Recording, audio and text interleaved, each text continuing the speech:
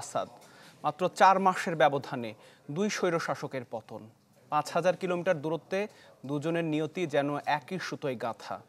দেশ ছেড়ে পালানো, পিতার ভাস্কর্য ভাঙচুর কিংবা বাসভবনের লুটপাট, সবকিছুতেই একই চিত্রনাট্য।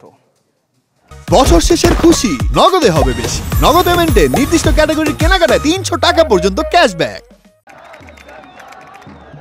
5 আগস্ট থেকে 8 ডিসেম্বর ভিন্ন দেশ, প্রেক্ষাপটেও কিছুটা ভিন্নতা থাকলেও শেষ পরিণতি একই সুতোয় গাঁথা। জনরোষে যুগে যুগে এভাবেই দেশ ছাড়তে বাধ্য হয়েছেন স্বৈরশাসকরা। বিক্ষুব্ধ জনতার তোপে শেখ হাসিনার মতোই আকাশপথে দেশ থেকে পালিয়েছেন সিরিয়ার প্রেসিডেন্ট বাশার আল আসাদ।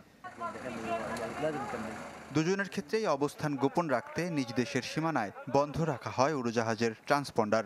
এতে অবস্থান, নাম, গতি ও উচ্চতার তথ্য জানতে পারেনি কেউ। শেখ হাসিনা বেরিয়ে যাবার পর গণভবন ছেড়েছিল নিরাপত্তা বাহিনী।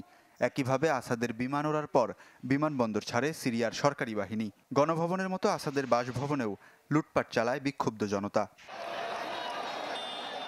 আওয়ামী সরকার পতনের পর যেভাবে ভেঙে গুড়িয়ে দেয়া হয় শেখ মুজিবুর রহমানের ভাস্কর্য, ঠিক একই ঘটনা ঘটেছে আসাদের প্রয়াত পিতা সাবেক প্রেসিডেন্ট হাফিজ আল আসাদের বেলায়ও। তার ভাস্কর্য ভেঙে উল্লাস করেন বিক্ষুব্ধ জনতা।